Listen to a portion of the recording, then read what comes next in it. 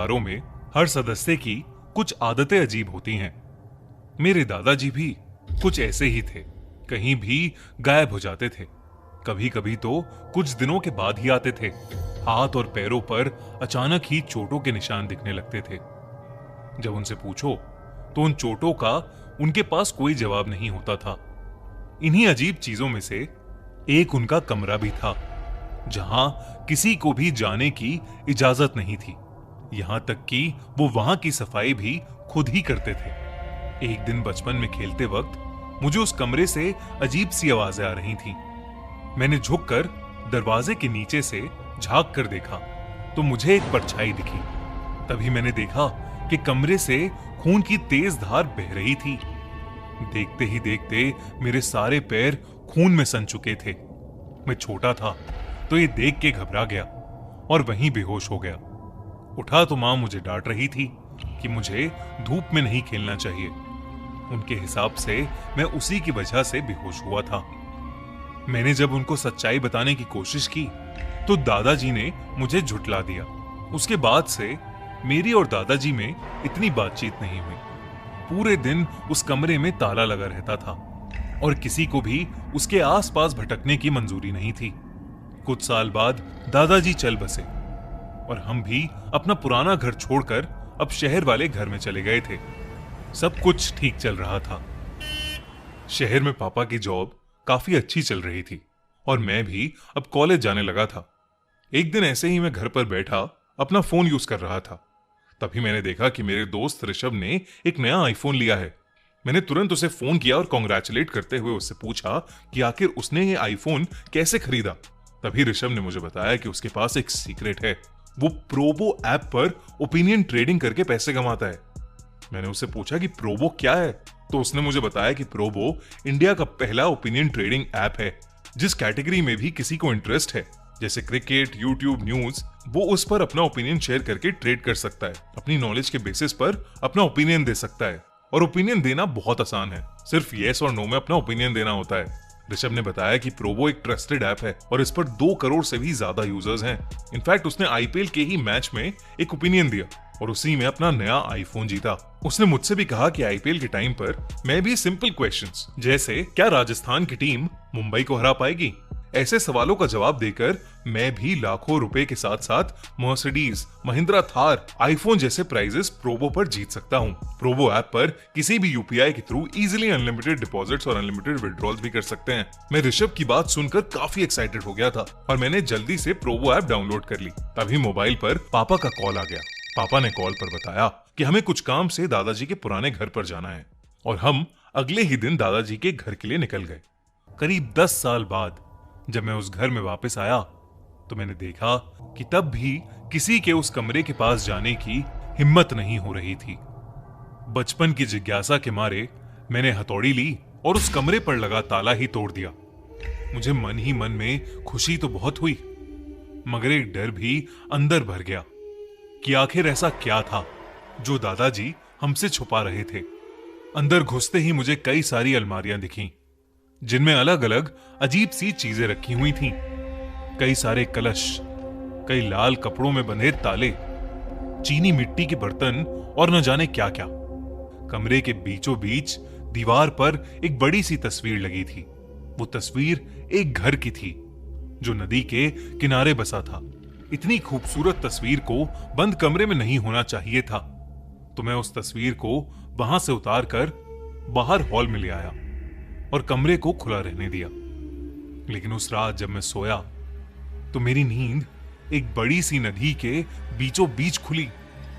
मैं वहां कैसे पहुंचा ये सोचने का समय ही नहीं था, क्योंकि पानी का बहाव इतना था कि मैं अचानक से डूब रहा था। जैसे तैसे बच बचा के मैं किनारे तक आया तो हैरत ये हुई कि वहां वही घर था जो दादाजी के कमरे वाली तस्वीर में था। ये देखकर मानो मेरे पैरों तले जमीन ही खिसक गई। मगर दिल तब दहला जब मैंने थोड़ा दूर देखने की कोशिश की। वो घर बिल्कुल मेरे पुराने घर जैसा ही था, जिसके हॉल में मैं भी कुछ देर पहले सो रहा था। ये सब बस एक बुरे सपने की जैसा लग रहा था, जिसे तोड़ने के लिए मैं अपने घर की तरफ भागा, हांफते हुए, जब मैं उस घर के नजदीक पहुंचा तो एक गहरी सांस भरते हुए मैंने आंखें बंद कर ली, इस उम्मीद में कि शायद यह भयानक सपना खत्म हो जाएगा। लेकिन तभी किसी भारी चीज से मुझ पर किसी ने हमला कर दिया। मैं जमीन पर गिर गया। जब मेरी आंख खुली तो मैं घर के अंदर था। मैंने चारों ओर देखा तो कई सारे लैंप्स, झूमर दिखाई दिए जो जंग खाए कई सालों से बंद पड़े थे। ग्राउंड फ्लोर पर कोई और कमरा नहीं था, बस सामने की ओर सीढ़ियां, चारों ओर बस धूल और मकड़ी के जाले, जैसे कई सालों से किसी ने वहां पर पांव भी ना रखा हो।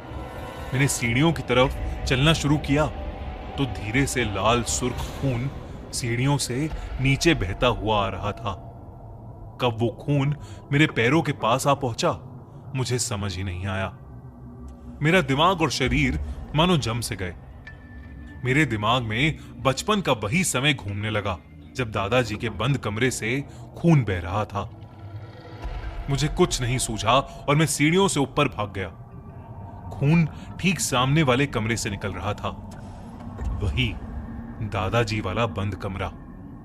जब मैंने नीचे से उसे देखा तो मुझे फिर से एक परछाई दिखी, जैसे बचपन में दिखी थी। उस कमरे से अब भी अजीब सी आवाजें आ रही थीं, लेकिन इस बार उस कमरे के दरवाजे पर कोई ताला नहीं था। मैंने जब वो कमरा खोला तो मेरे रोंगटे खड़े हो गए। मेरे सामने एक बूढ़ा आदमी बैठा था जिसकी पीठ मेरी तरफ थी और वो उस तस्वीर को ही देख रहा था। वो मुझसे बोला, मैंने तुम्हें यहां आने से मना किया था ना। वो आवाज सुनकर मैं डर गया। वो मेरे दादाजी की ही आवाज थी। डर के मारे मेरी चीख निकल गई और मेरी चीख सुनते ही उस आदमी ने अपनी गर्दन पूरी उल्टी घुमा ली। वो आदमी कोई और नहीं बल्कि मेरे दादाजी ही थे। वो बहुत ही ज्यादा भयानक लग रहे थे। उनके चेहरे की खाल लटक रही थी और उनके मुंह की हड्डियां दिख रही थीं। उन्हें देखते ही मैं कांपने लगा और मुझे फिट्स पड़ने लगे। कुछ ही पलों में मैं बेहोश हो गया।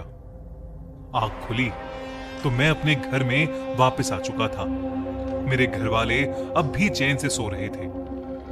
मैंने अपने पैरों को देखा जिनमें अब खून की जगह कई सारी चोटें थीं और वो तस्वीर मेरी आंखों के ठीक सामने मुझे दिख रही थी।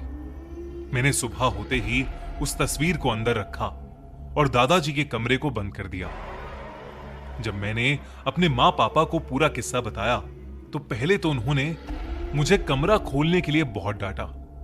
फिर बाद में बताया कि दादाजी को भूत दिखते थे और वो अपनी तंत्र मंत्र की विद्या से लोगों के अंदर से भूत भगाते थे।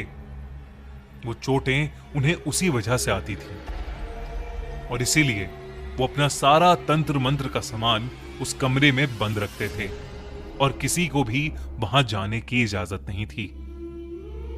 ये बात सुनकर मेरे होश उड़ गए थे। मैंने बस यही प्रार्थना की कि काश मुझे कभी फिर दोबारा कोई भूत ना दिखे। इस हादसे के बाद घर में एक पूजा रखवाई गई और मेरे दादाजी का वो कमरा हमेशा हमेशा के लिए बंद कर दिया गया।